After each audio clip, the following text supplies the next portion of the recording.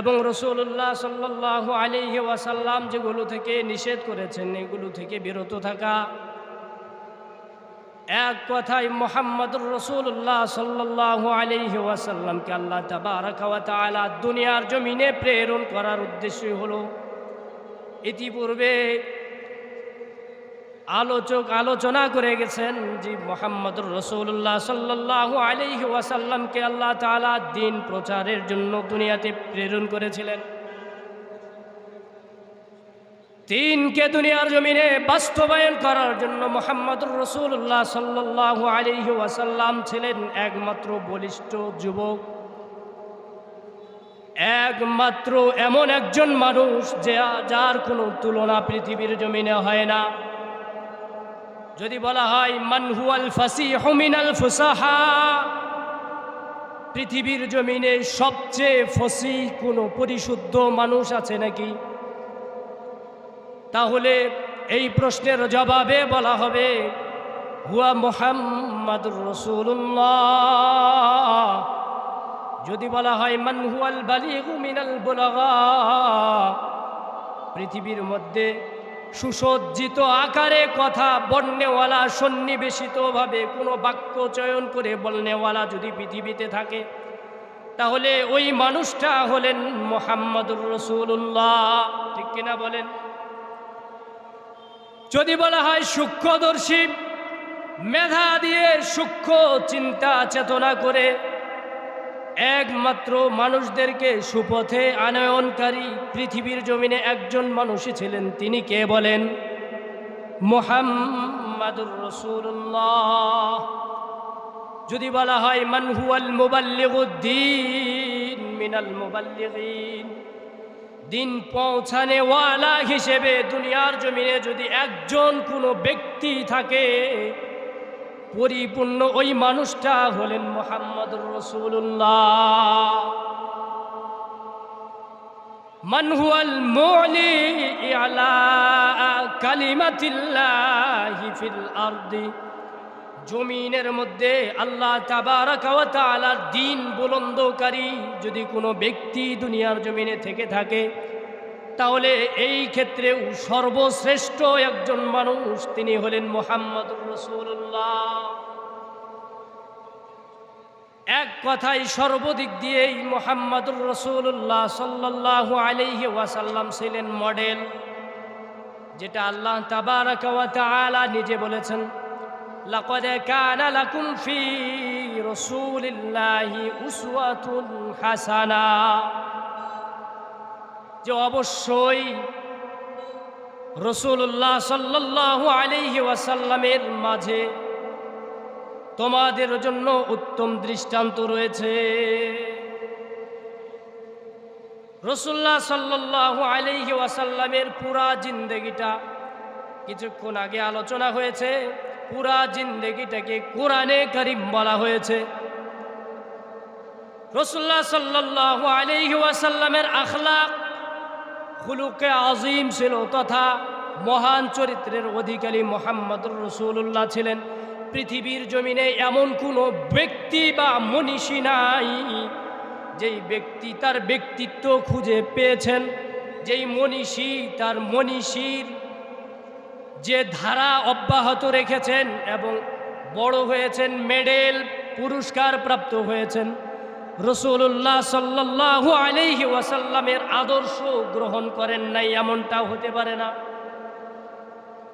যেই বড় হয়েছেন, হোক সে বেঈমান, হোক সে মুমিন মুসলমান, হোক সে আমাদের আকাবিরিনগণ, সকলেই মুহাম্মাদুর রাসূলুল্লাহ সাল্লাল্লাহু আলাইহি ওয়াসাল্লামের আদর্শ অনুযায়ী সামনে অগ্রসর হয়ে বড় হয়েছেন। কেন মুহাম্মাদুর রাসূলুল্লাহ সাল্লাল্লাহু আলাইহি ওয়াসাল্লাম বলেছেন আনা বুইস্তু মুআল্লিমান লিউতাম্মিমা মাকারিমাল আখলাক, আমাকে দুনিয়ার জমিনে শিক্ষক রূপে প্রেরণ করা হয়েছে। সুতরাং দুনিয়ার জমিনে যত ভালো কাজ, নেক কাজ আছে, যত উন্নত কোনো কলা কৌশল আল্লাহ তাবারাকা ওয়া তাআলা দুনিয়ার জমিনে বাস্তবায়ন করেছেন, এটার মূল নীতি মূল রেখা দুনিয়ার জমিনে বাস্তবায়িত হয়েছে মুহাম্মদুর রাসূলুল্লাহর মাধ্যমে। মুহাম্মদুর রাসূলুল্লাহ সাল্লাল্লাহু আলাইহি ওয়াসাল্লাম ব্যতীত দুনিয়ার জমিনে কোনো শিষ্টাচারিতা, না কোনো কথার মাধুর্যতা, না সূক্ষ্ম চিন্তা চেতনার কোনো মানুষ জন্ম নিয়েছে। সুতরাং আল্লাহ তাবারাকা ওয়া তাআলা সারা দুনিয়ার জমিনে যত শান্তির শৃঙ্খলার যত কলা কৌশল রয়েছে সবগুলো আল্লাহ রসুলের মাধ্যমে সমাপ্ত করেছেন। ঠিক কিনা বলেন? পৃথিবীর জমিনে আল্লাহ তাবারাকা ওয়া তাআলার পয়গম্বরদেরকে প্রেরণ করেছিলেন একমাত্র মুহাম্মদ আরবি সাল্লাল্লাহু ওয়া সাল্লামুহু আলাইহি এর পথ নির্দেশনা দেখানোর জন্য, দেখিয়ে দেওয়ার জন্য, এর বাস্তব রূপরেখা দাঁড়িয়ে এটাকে সমাপ্ত ঘোষণা আল্লাহ তাবারাকা ওয়া তাআলা করবেন মুহাম্মদুর রাসূলুল্লাহর মাধ্যমে। এই জন্যই তো আল্লাহ তাবারাকা ওয়া তাআলা ওই আসমান ওয়ালা জানিয়ে দিয়েছেন, আল ইয়াউমা আকমালতু লাকুম দীনাকুম ওয়া আতমামতু আলাইকুম নি'মাতি ওয়া রাদিতু লাকুমুল ইসলাম দীনা। আল্লাহ তাবারাকা ওয়া তাআলা এই জাতি, এই উম্মাহ তথা এই বান্দাদের জন্য আল্লাহ তাআলা নিয়ামতকে পরিপূর্ণ করে দিয়েছেন।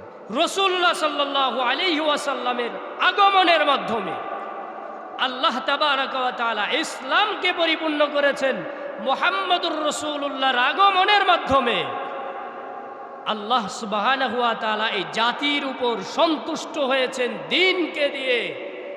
মুহাম্মদুর রাসূলুল্লাহ সাল্লাল্লাহু আলাইহি ওয়াসাল্লামের মাধ্যমে, নাকি অন্য কারো?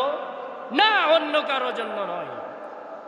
যারাই মুহাম্মদুর রাসূলুল্লাহ সাল্লাল্লাহু আলাইহি ওয়াসাল্লামের অনুকরণ করেছে পৃথিবীর জমিনে, সেই দামি হয়েছে না দামি হন নাই? সেই দামি হয়েছে। শুধু তাই নয়, আল্লাহ তাবারাকা ওয়া তাআলা সূরা নিসার মধ্যে বলেছেন, ওয়ামান ইউতি'ল্লাহা ওয়া রাসূলাহু ইউদখিলহু জান্নাতিন তাজরি মিন তাহতিহাল আনহার খালিদিনা ফিহা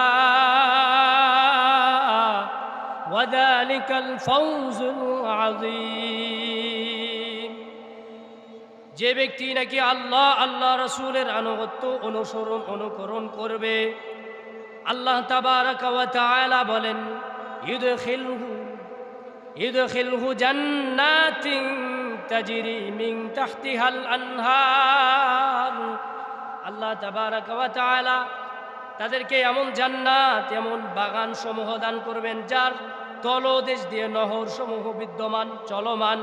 যেই নহরগুলো প্রবাহমান সেটা নাহরুল আসালি, সেটা নহরে আসাল তথা মধুর নহর হতে পারে, নাহরুল লাবান হতে পারে, দুধেরও নহর হতে পারে। সুতরাং আল্লাহ তাবারাকা ওয়া তাআলা নহর সমূহ জারি, এমন নহরের উপরে বিদ্যমান শান্তির নীর জান্নাতের ব্যবস্থা করেছে।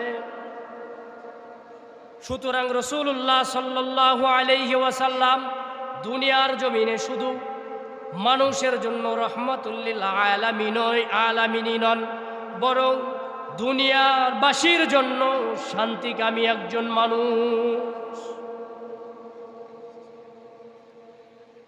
এই জন্য মুহাম্মদুর রাসূলুল্লাহ সাল্লাল্লাহু আলাইহি ওয়াসাল্লাম হাদিস শরীফের মধ্যে বলেছেন, কুল্লু উম্মতি ইয়াদখুলুনাল জান্নাতা ইল্লা মান আবা। সাহাবায়ে কেরাম বলেন, কিলা ওয়া মান আবা ইয়া রাসূলুল্লাহ? ক্বালা মান আতা'নি দাখালাল জান্নাহ ওয়া মান আসানি ফাকাদ আবা। আল্লাহ রাসূল বলেন, আমার প্রত্যেক উম্মতি জান্নাতের মধ্যে প্রবেশ করবে, জান্নাতি হবে, তবে শর্ত হলো আল্লাহ রাসূলকে মান্য করা। আল্লাহ রাসূল বলেন, আমার প্রত্যেক উম্মতি জান্নাতে যাবে ইল্লা মান আবা, তবে যারা অস্বীকার করে তারা ব্যতীত। সাহাবায়ে কেরাম আতকে উঠে বলেন, ইয়া রাসূলুল্লাহ, কে আপনাকে আবার অস্বীকার করে? আল্লাহ রাসূল বলেন, ক্বালা মান আতা'নি দাখালাল জান্নাহ ওয়া মান আসানি ফাকাদ আবা। যারা আমি হাবিব মুহাম্মদ সাল্লাল্লাহু আলাইহি ওয়াসাল্লামের অনুসরণ আর অনুকরণ করে আনুগত্য করে তারা জান্নাতে প্রবেশ করবে। আর যারা আমি রসুলের আনুগত্য করে না তারাই আমার নাফরমানি করে আমাকে অস্বীকার করে। সুতরাং পৃথিবীর জমিনে যদি দুনিয়ার জমিনে বেঁচে থাকতে হয়, আল্লাহর জমিনে থেকে আল্লাহ তাবারক ওয়া তাআলার গোলামির পরে সবচেয়ে দামি জিন্দেগি গঠনের জন্য মুহাম্মদুর রাসূলুল্লাহ সাল্লাল্লাহু আলাইহি ওয়াসাল্লাম